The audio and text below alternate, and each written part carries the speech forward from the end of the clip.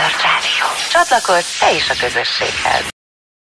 A fővárosi törvényszék 2012. december 7-én kimondta, hogy érvénytelen az a deviza alapú hitelszerződés, amelyik nem tartalmazza a devizaváltás után felszámolt költséget, amit a PSAF és az OTP dokumentumai árfolyamrésnek neveznek. A másodfokú bíróság szerint az árfolyamrés tehát költség. A kérdés, hogy a kúria helyben hagyja ezt a jogerős döntést. Itt van velünk a vonalban dr. Lázár Dénes, a Pénzügyi Ismeretterjesztő és Érdekképviseleti Egyesület elnöke. Köszöntöm. Szép jó napot! Ön szerint mi a tétje a június 25-i felülvizsgálati eljárásnak? Az első és legfontosabb tétje az, hogy az eljárás alapját adó deviza alapú fogyasztói hitelszerződés semmis-e vagy sem.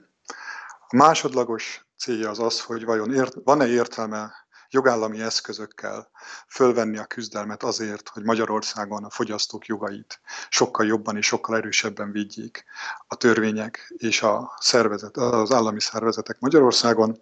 És a harmadik célja az eljárásnak megmutatni azt, hogy igenis egy olyan országban, ahol működik a jogállam, ott nem lehet csak úgy mindenféle technikákkal kizsebelni a fogyasztókat.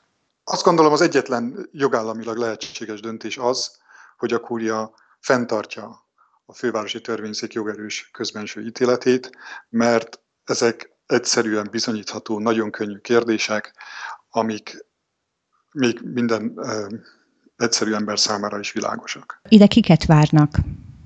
Mi nem tervezünk megmozdulást, és nem szervezünk megmozdulást, erre az Egyesületnek kapacitásai nincsenek. Azról tudunk, hogy a különböző fórumokon, az interneten nagyon sok ember érdeklődik az eljárás iránt, és nagyon sokan ott akarnak lenni, amikor a kúria tárgyalja az ügyet. Azt hiszem, hogy nagyon fontos az, hogy Magyarországon a lehető legnagyobb nyilvánosságot kapjon ez az eljárás, mert a döntés nagyon hosszú időre befolyásolni fogja azt, hogy az emberek milyen szemmel néznek az igazságszolgáltatásra. Úgyhogy lehet, hogy lesznek ott sokan, ezt nem az Egyesület szervezi, viszont azt hiszem, hogy ez egy fontos esemény. Minden bírósági tárgyalás nyilvános, mindenhol az a cél, hogy a nyilvánosság, ha érdeklődik, akkor részt vehessen a tárgyaláson, meglátjuk, hogy mekkora a terem lesz. Ha lesznek emberek, akik kiszorulnak a teremből, vagy kiszorulnak az épületből, akkor azt gondolom, hogy szívek joguk ott tartózkodni, ahol éppen kedvük van. Azt remélem, és bárki, aki ezzel hozzánk fordul, mi mindenkitől azt kérjük, hogy segítsenek abban, hogy fenntartsuk a rendet és a nyugalmat a tárgyaláson. A jogállam az a mi oldalunkon áll, ezért semmi értelme nincsen mindenféle rendbontásba bonyolódni. Nyugodtan meg kell várni a kúria ítéletét. Én nagyon bízom benne, hogy a kúria azt a döntést fogja hozni, ami a jogállami szempont szerint a megfelelő. Ha kedvező döntés születik, akkor azt gondolom, hogy egyrészt az egy nagy siker lesz a magyarországi fogyasztóvédelem és a magyar jogállam szempontjából. Ez esetben elég nagy lesz a nyomás ahhoz a pénzügyi és politikai eliten, hogy végre rászánják magukat arra, hogy a devizahitelesek problémájára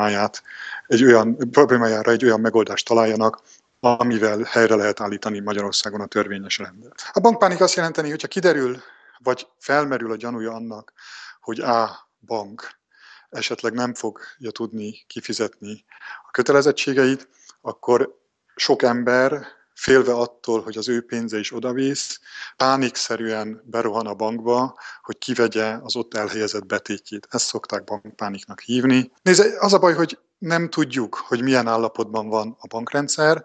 A PSAF egyrészt az elmúlt hónapokban az összes pénzügyi jelentésében méltatta, hogy erős, sőt, különösen erős és stabil a magyar bankrendszer.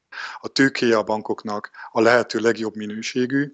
Ha ezt vesszük alapul, akkor nem hiszem, hogy bármiféle pánikra lenne ok. Ha kiderül, hogy a PSAF-nak az elmúlt hónapokban kiadott kockázati jelentései nem valóságot tükrözik, akkor elképzelhető, hogy egy-két bank problémákkal fog küzdeni. Magyarországon jelenleg nincs olyan ember, aki teljesen világos információkkal rendelkezne a bankszektor állapotáról, mert a PSAF ezt a feladatot nem tölti be. A mi egyesületünk abból a célból alapult, hogy megmutassuk, hogy jogállami eszközökkel is lehet és van értelme küzdeni azért, hogy Magyarország egy igazságos ország legyen és a jogrendszer jól működjön. Ha a kúria előtt elveszítenénk a pert, akkor számunkra ez annak a bizonyítéka lenne, hogy jogállami módszerekkel nem érdemes Magyarországon fölvenni a bankokkal a küzdelmet. Ez esetben el fogunk gondolkozni azon, hogy milyen nemzetközi fórumokra lehet esetleg továbbvinni ezt az ügyet, ha úgy érezzük, hogy a fogyasztók támogatnak minket az ez irányú lépésekben. Ha nincs lehetőség tovább menni a nemzetközi fórumokra, akkor valószínűleg Magyarországon a fogyasztók is el fognak fordulni attól a gondolattól, hogy jogállami eszközökkel keressenek megoldást a problémáikra. Tehát akkor június 25-én kiderül, hogy a felülvizsgálati eljárásnak milyen eredménye lett. Ígérem, hogy erről is be fogunk számolni. Köszönöm szépen, hogy a rendelkezésünkre állt. Nagyon szívesen, viszonthallásra. A legjobb válogatás az elmúlt 30 év dalaiból. Ez a Neo World Rádió.